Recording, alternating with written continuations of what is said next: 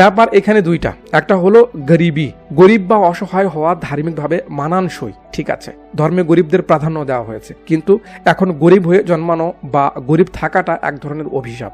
এত কষ্ট মানুষের দেখে সহ্য করা যায় না। স্টেশন, বাস স্ট্যান্ড, লোকাল জায়গাগুলোতে মানুষের অবস্থা দেখলে ভিতরটা চমকে ওঠে যে আমরা কতটা ভালো আছি। গরিবই এক ভয়াবহ যন্ত্রণা। চেষ্টা করুন আপনার সন্তান বা আপনার বাবা মা যেন এই গরিবের খপ্পরে না পড়ে।